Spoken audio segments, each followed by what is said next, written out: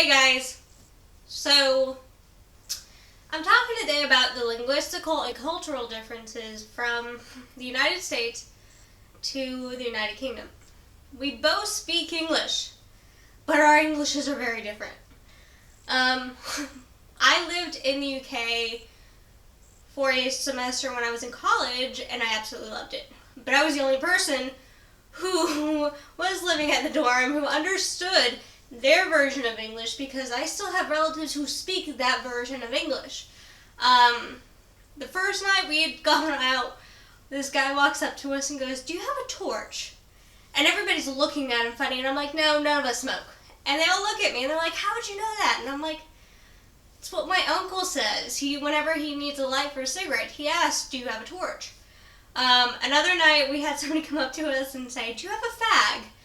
And all the girls looked at me again, and I'm like, "No, none of us smoke." And they're like, "What's a fag?" I'm like, "It's a cigarette." And we'd all gone shopping another time, and somebody asked where I got my runners, and nobody knew what runners were. Runners are tennis shoes, guys. So we have a lot of differences. In the United States, what we call chips, they call crisps. When you're in the United States, you hear of a crisp, you think of maybe baked cheese or something like that. No, it's a potato chip. Fries are different. Fries are chips in the UK. So if you ask for chips in the United Kingdom, you're going to get French fries. Another difference is I have this whole idiom book of the Irish language. Now, Ireland and Scotland, we're pretty close when it comes to certain things. And kind of linguistically, sort of. Like, my cousins will always say, "Oh, we're going to go knock somebody up." Doesn't mean that they're going to get somebody pregnant. Does not mean they're going to beat somebody up. It means they're going to go knock at the door. Or if you're going to ring somebody up, it means you're calling them. Now, I have this Welsh sock monkey. I did go to Cardiff in Wales because I'm a huge Doctor Who fan and I was a nerd that way, but I did see Matt Smith when he was recording this last episode.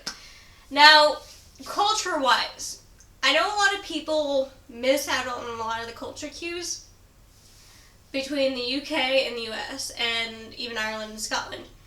I don't know how many of you watch Hoodlum Scrafty, but how he acts is pretty much how my whole dad's side of the family acts. They're very cold, very blunt to the point. They don't do fluff. If you're an idiot, you're going to be called an idiot. And growing up, I grew up with phrases like, "You horse's patoot," which means you horse's rear end, or "You idiot," and get smacked upside the head. Like, nobody in my family was afraid of that, and I would go to school thinking it's normal, and then I'd see American kids, I'm not saying I'm not American, but like kids who were raised by parents who weren't raised by immigrants, like saying, "Oh, it's okay, Johnny." No, my parents weren't like that. My parents were like, "You're an idiot. You did this wrong, this and this." But I thank them for it. They raised me kind of in that European style, especially my dad. My dad is Irish. His name is Timothy. My name is Aaron. My brother's name is Timothy. My grandfather's name is Timothy. There's 3 names in my family for boys: Timothy, John, or Michael, for my dad's side. So we actually were raised in that kind of European style. Like, my dad's very blunt, he's very cold, and he's very to the point. But he's a very good person. He's also a very good doctor for that reason. He doesn't, like, make it that feel-good statement, and that turns a lot of people off, but that's a cultural thing. Like, in Ireland, it's black or white, right or wrong. There's no in-between. There's no fluff.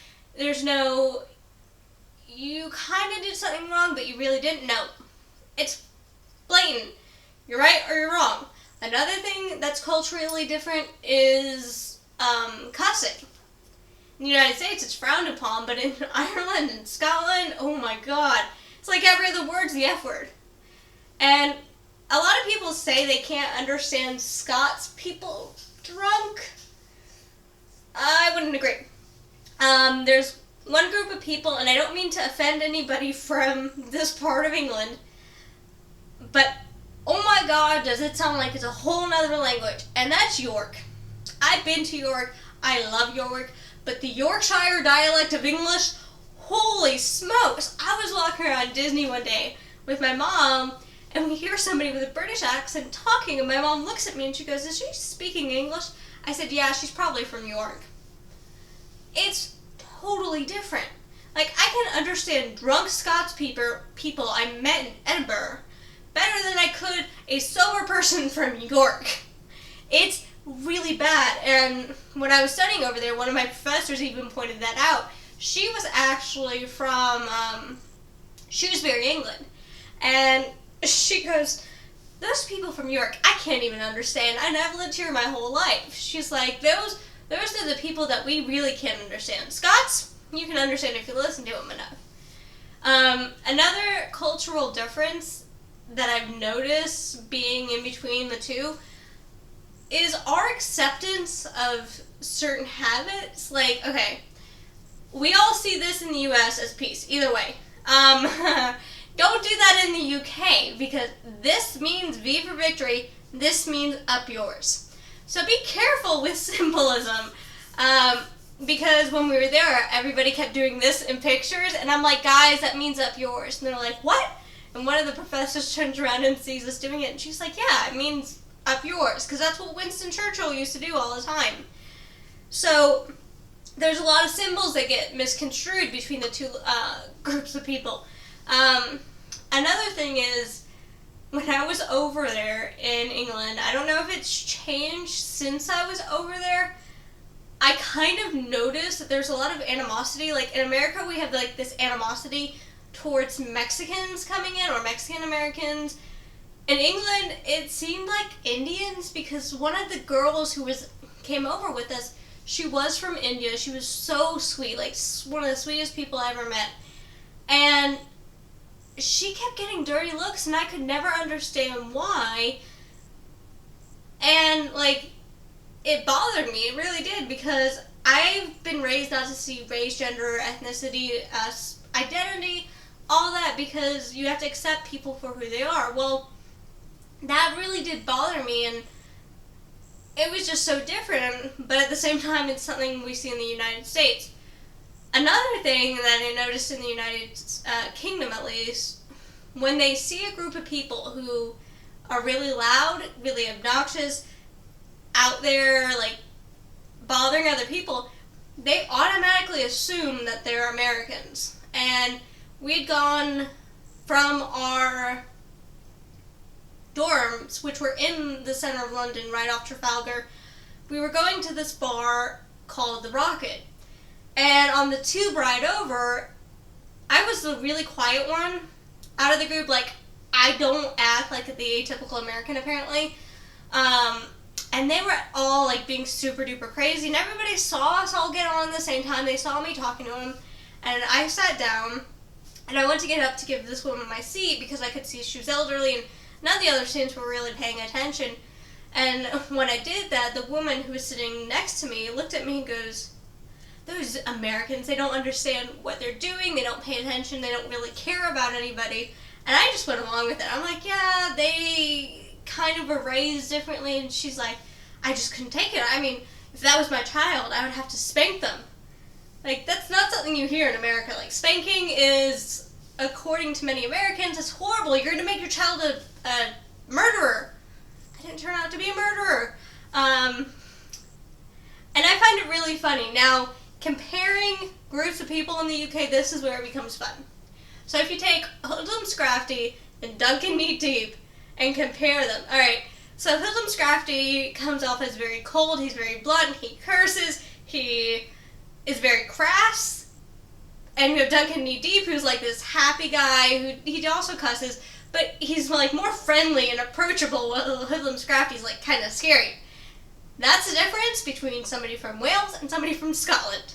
It is like the United States, except there are differentials you can really see depending on where they're from. Like, it's even more pronounced in the UK. Like, I have a cousin who lives south of London. I have two cousins who live in Scotland. I have one cousin who lives in Wales. And I have one cousin who lives in Northumbria, wherever the hell that heck is that is. But the cultural differences, like just how they act, is so different because my two cousins from Scotland, like one's a guy, one's a girl. The girl's really, really friendly, but at the same time, she's really, really scary if you don't know her because like she has like this perpetual frown on her face, like she's like glaring at you. Same thing with her brother, and it's like, why? And then my cousin who lives in Wales, super nice guy, bubbly, he's always there to help you. My cousin from Northumbria, I've never met. And then my cousin who lives south of London, she's really, really nice too. And it's just where they were raised. And the cousin from London actually moved over from the US, so technically she shouldn't count in this. But we went over to Ireland to see my dad's family who still live there. 7 o'clock in the morning, if you are sick in Ireland, do not tell them that because they'll try and hand you a scotch, and yeah, that wasn't working for my head cold, so I ended up with tea. But in Ireland, it's very friendly if you're family. Like, they're really, really nice people, don't get me wrong, but unless you're family and they know your family, they kind of scowl at you too. Like, my dad has this perpetual, like, growling bear face. That's why we call him Growling Bear, because he looks like this. And it's not, even I do that. When I'm not paying attention, people think I'm mad, because my resting face, I'm scowling, and it's just because I'm so used to it. And I'm such a bubbly, happy person, I can come off as mean because of it. So, I think that's all I have for you guys. I hope you guys did enjoy it. Comment down below what you think I should do next Tuesday. And whatever it is, I'll have fun doing it. Bye, guys!